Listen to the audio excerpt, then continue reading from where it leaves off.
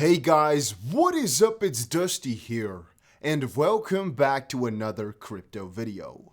If you're watching this video right now and you are an XRP holder, make sure that you press that like button to show your support to the channel and also to show the others that XRP is not going to be broken. I keep telling you guys, there is so ridiculously much hatred on XRP, and it's not justifiable. I don't think so. I think XRP is a solid freaking crypto, and people who say it isn't, well, give me some good arguments then. They can't. They keep saying it is centralized or Ripple holds too much. Those are not good arguments. We talked about that so freaking often, but I'll leave that in the past. My question of today is, where are you guys watching from?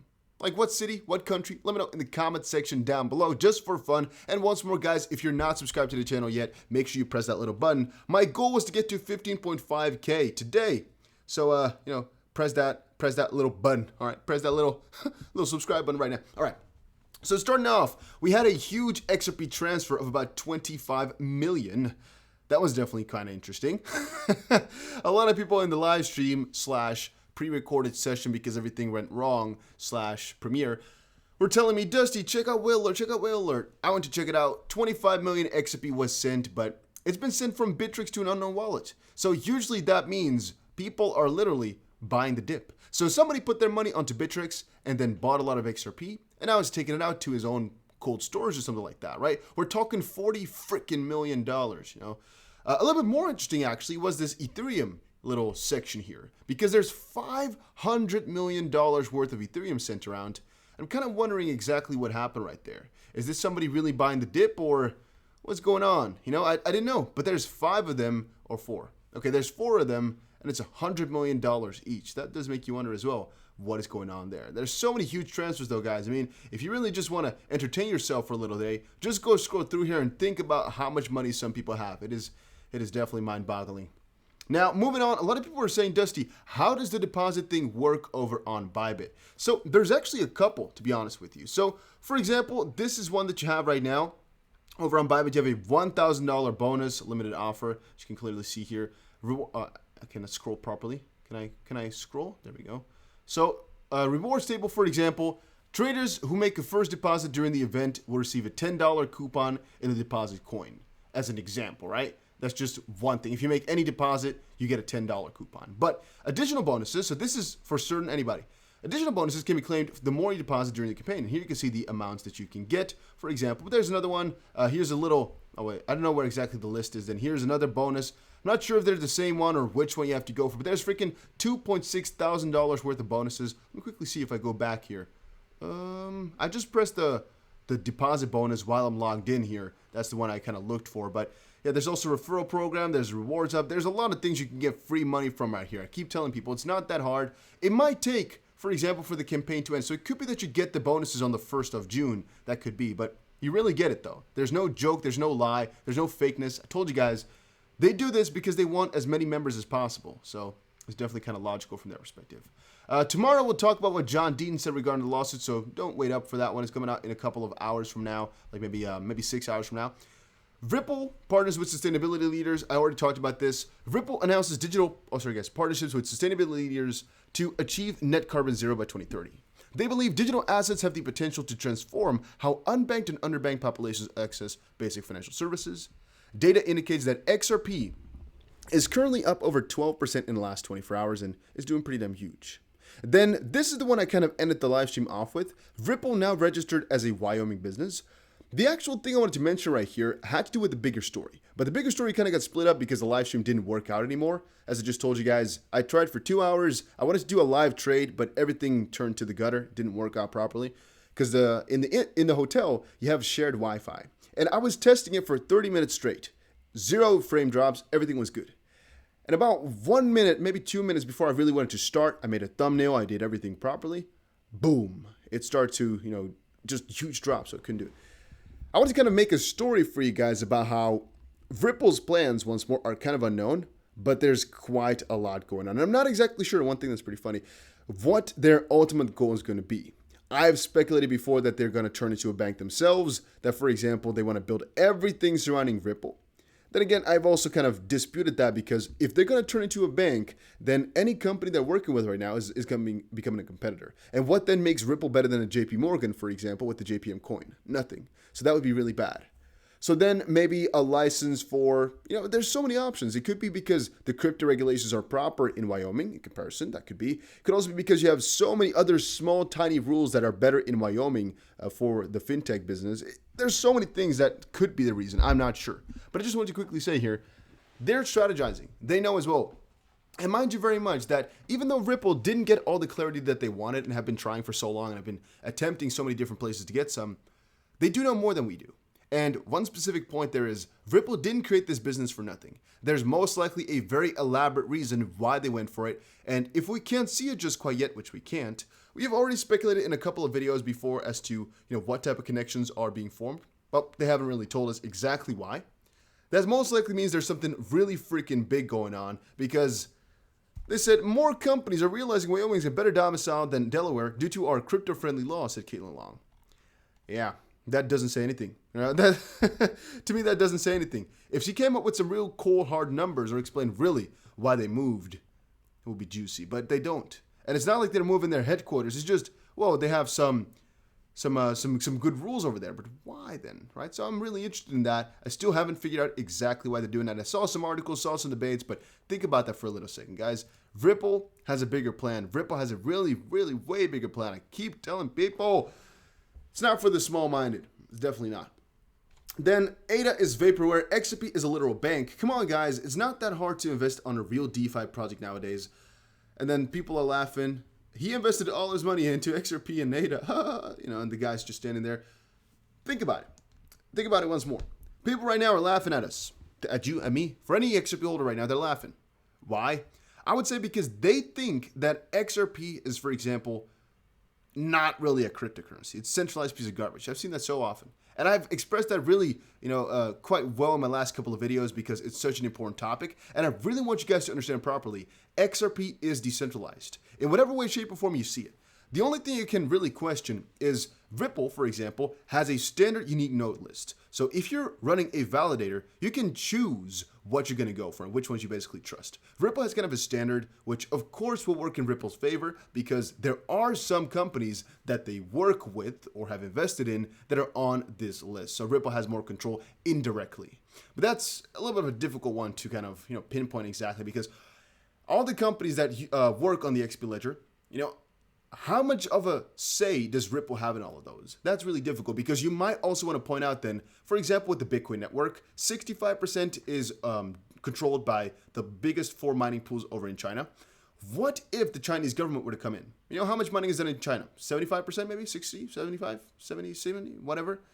So then again, China as one entity then has control over all of that. That's again kind of if you're going to measure it with Ripple. It could be the same thing as if China were to operate a pool with 4% in the total, but since they're encompassing all those companies, they're the country that they're all in, and they could theoretically speaking force all of them to do something, well then again, 1 + 1 makes it so that China then, theoretically speaking, would have so much control over it that crypto would just be, centralized literally. And actually that's the way it is right now, right? So that's again a question that you can ask yourself. Is the whole centrality issue that people are putting up with XRP really that big of a deal? Or does it happen with every crypto because that's the way it works with these cryptos? Unless the spread is so freaking evenly done where it's like 25% Iceland, 25% Slovenia, pick something, 25% US, 25%. Okay, I guess that doesn't really equate to something anymore, I think. I don't know how many things I just put up here. It's late at night, man. Come on, cut me some slack. Maybe I put up 3 things, maybe put up 4. And another percentage in China. If that were to be the case, then I guess my argument kind of falls off. But if one of those parties is more than 51%, well, there's a really big problem. But then again, then comes the question of what if those two cartel? What if those two come together because the countries are, for example, next to each other? Then actually you might be able to consider them as one entity, and then he has too much control. It's really difficult. It gets difficult. But the whole banking thing, at first, I think people saw it as a negative.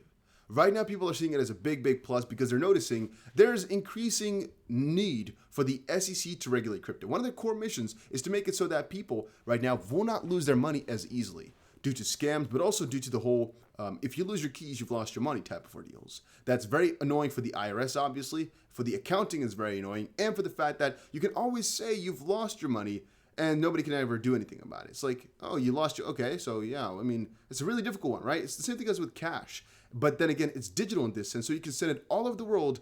So it's better than cash, but it's easier to just kind of not have your name on it. It's so strange. It's because it's trackable, but it's also kind of not. Because if you do it properly, there's no way. There's literally no way. And that I think is also so scary to them, and they want to fix that as easily as possible, where they want to make sure that AML is, or anti-money laundering rules, are set up in play everywhere. And KYC as much as possible, that's know your customer, you have to verify your ID and whatnot. They want to make it as big as possible, as quickly as possible.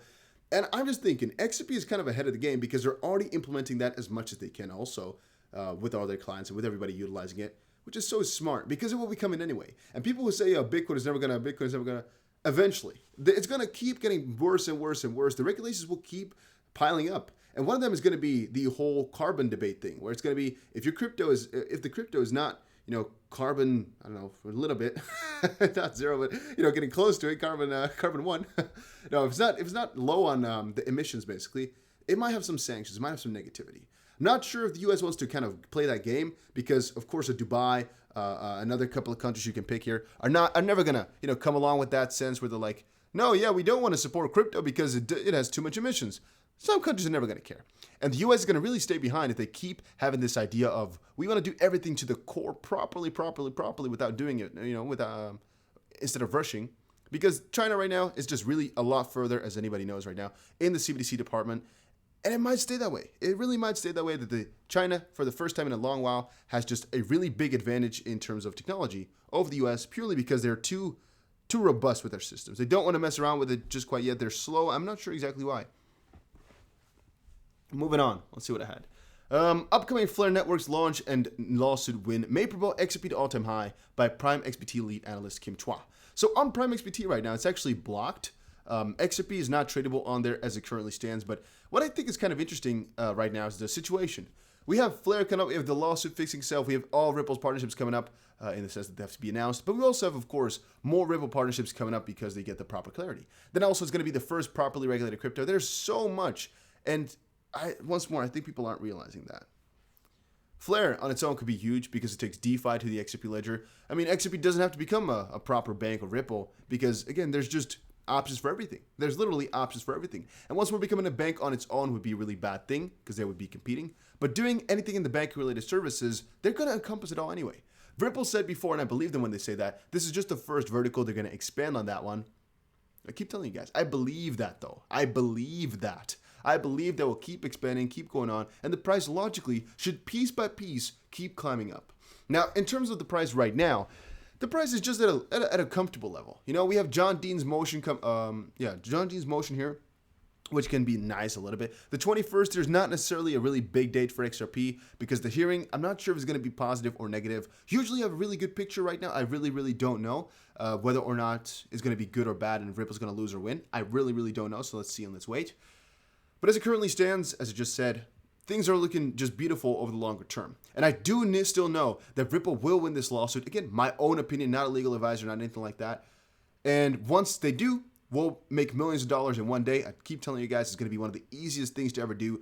If you have a couple $1,000s, I still think people will turn those couple of $1,000s into millions with the proper trade. If they win or lose, it doesn't actually matter. Just whenever a verdict comes out, people can make easily millions, and that is why you have to be subscribed to the freaking channel, because the moment this comes out, you have to be there or be square.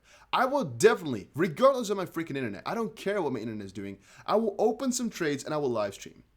I don't care what my internet is doing. I don't care what country I'm in. Even if it costs me $1,000 just for some extra internet in that country, I will make sure that I will stream on my phone. I will stream on my freaking, I will find, I'll find somebody. I will buy somebody's phone on the spot right there, right? To make sure I can stream the moment that happens, because I'm going to trade and I can guarantee almost anybody. No, I will not do that. Never mind. I cannot guarantee, but I think that will definitely make a couple $1 million that specific day. Is going to be so freaking huge. I keep telling people, Bybit is my best friend right now because I know there's so much money to be made in them.